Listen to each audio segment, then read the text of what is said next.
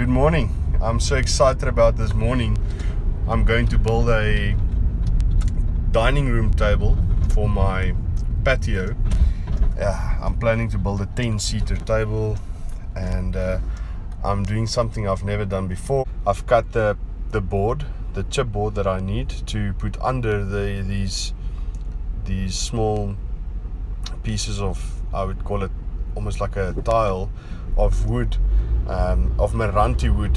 So I cut these pieces of wood, and I've prepared to put them onto this table in a herringbone style. It is a brand new idea for me. I mean, many people have done it, but I've never done it before.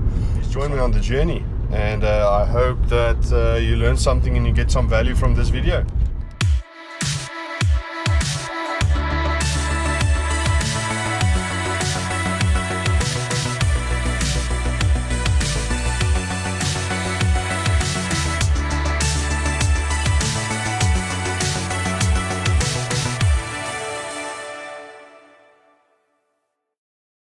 So the idea is to have a 10-seater table, to have one person be able to sit on each edge, and to have then 4 on either side of the table.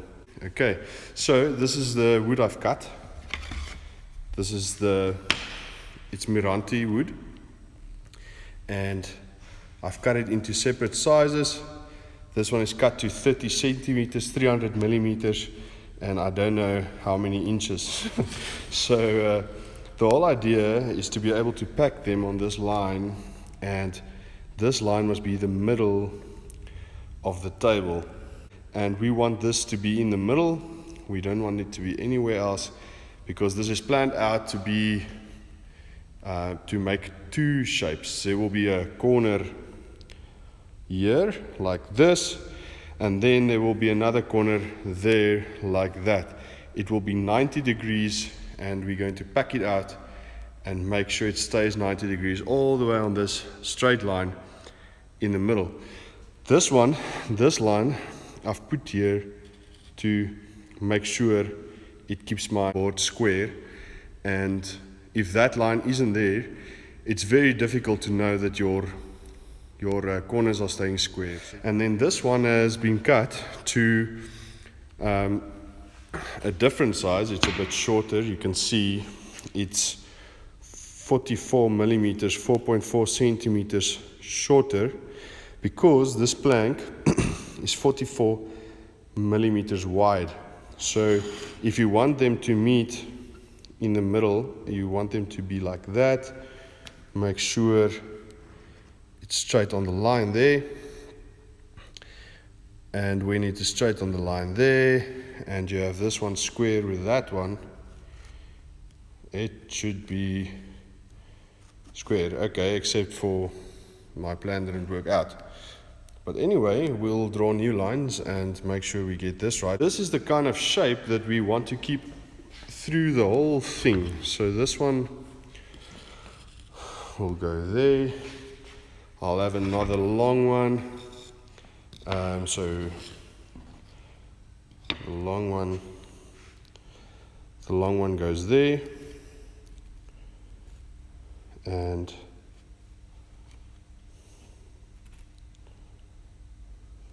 keep it square. I'm not gluing it down now, I'm just packing it out to give you an idea of what's going to happen. So now this, you'll see that there's a little step on the edge here, and there's a step on the edge which is the same size, and we're going to pack these long ones out like that, and it will create that shape that I was talking about. So if we keep on doing that, we have this one coming in here. We have this one coming in here. Then that is the idea, and we're going to keep doing that up to the other end. It's going to take me the whole day. So I'll keep track of what I'm doing. I'll show you what I'm doing. If something changes, I'll tell you about it. But now I'm going to start. I'm just first going to square this out again, make sure my lines are in the right places, and then I'm going to start gluing these and gluing them all the way.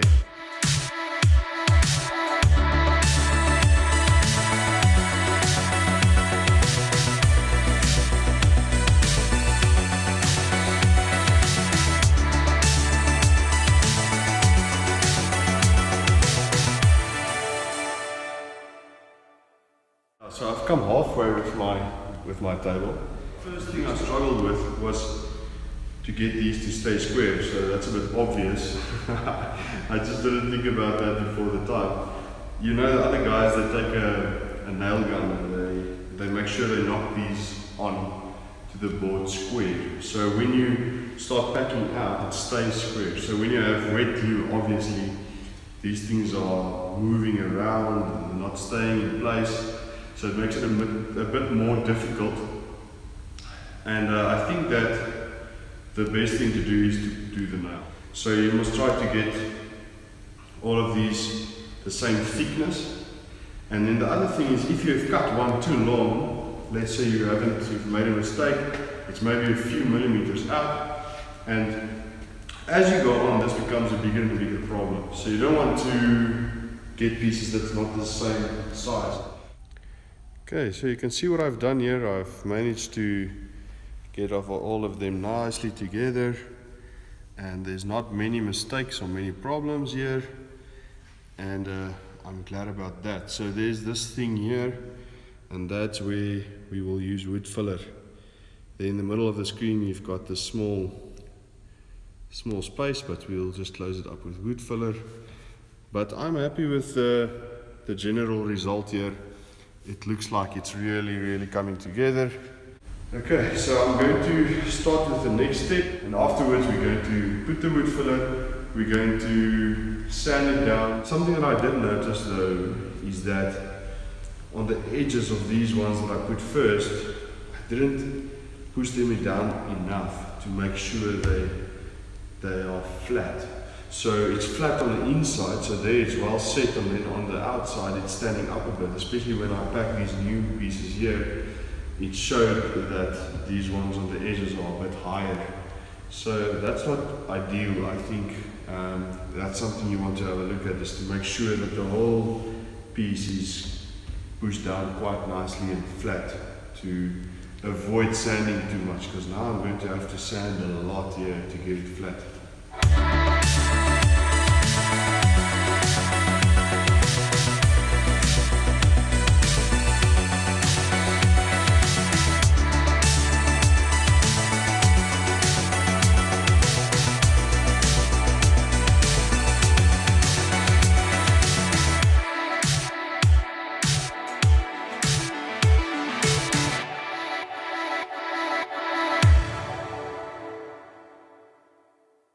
The table is looking very good. I'm going to have to sand it quite a bit to get it nice and flat. And yeah, I'm excited to see what it looks like after I've done that. My wood has run out now, so I'll have to go and get more wood from the hardware store, and I'll do that, and then I'll work on it again. So I'll update you guys on when I'm done, and maybe send you some pictures and ideas around this kind of table.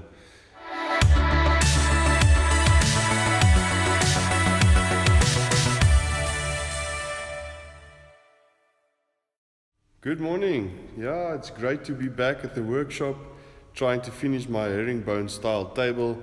And I've been here yesterday. I was here yesterday and I did some work.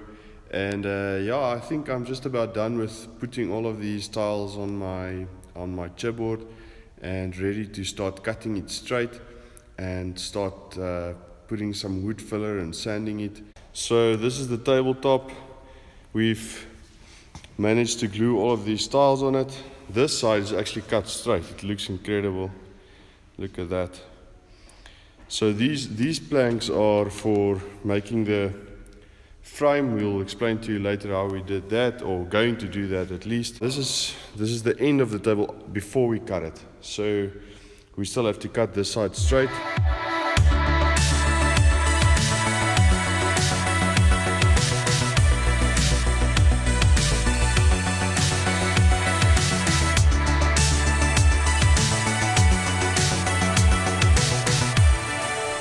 Okay, so we're done cutting the table. You can see the straight lines here, and now we're going to start putting wood filler in all of the holes that we have, so we can make a nice flat surface.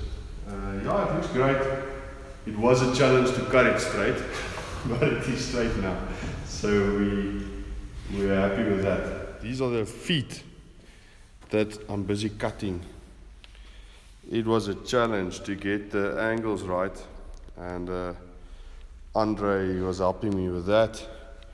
It is a bit difficult, and so we're using this angle on the panel saw to make sure we cut it right. And there you go. Just want to show you that. So this is the angle we're cutting the feet at. It's like 31 degrees or something. And the challenge was to figure out how the angle should be. So I'm just going to show you what that looks like. The angles we measured out on this table. So I don't actually know what the best way is, but I think if I could give you advice, maybe draw a block. Instead of doing what we did, draw a square and then start measuring out from the square. So you want these lines to be straight and meet with that line there. And I think if you draw a block, maybe that's easier. But we did it this way and it worked out anyway.